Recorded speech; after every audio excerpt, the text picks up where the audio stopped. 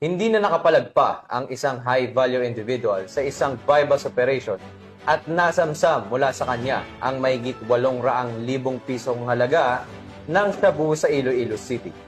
Ang operasyon ay bahagi ng patuloy na kampanya laban sa ilegal na droga sa lungsod upang mapanatili ang kapayapaan at kaayusan.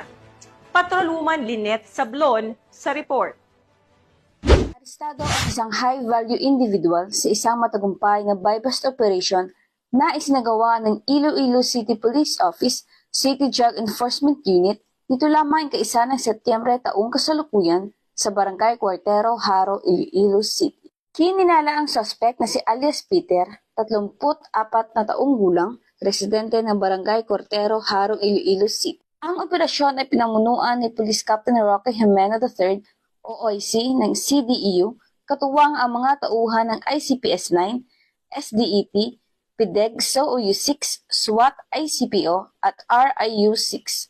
Nasamsa mula sa suspect ang humigit kumulang 120 gramo ng hinalang shabu na may estimated standard drug price na 816,000 pesos. Nakumpiska ang isang pirasong heat-seal transparent plastic shade ng hinalang shabu bilang buy-bust item, 4 na pirasong heat-seal transparent plastic shade ng hinalang shabu sa pagmamayari ng suspect, 3 knot-tied transparent plastic bags na naglalaman din ng hinalang shabu, buy-bust money na nagkakahalaga ng 8,000 pesos at iba't ibang non-drug items. Ang mga nakumpiskang ebidensya ay dinala sa RFU-6 para sa tamang dokumentasyon at eksaminasyon habang ang suspect ay kasalukuyan nasa kusdiyan ng ICPS-9 para sa kaukulang kasong isasampa laban sa kanya. Patuloy ang pinaigting ng kampanya ng Pro-6 at ICPO laban sa iligal na droga alinsunod sa 7-point agenda ni Chief PNP Police Lieutenant General Jose Melencio C. Nartatis Jr.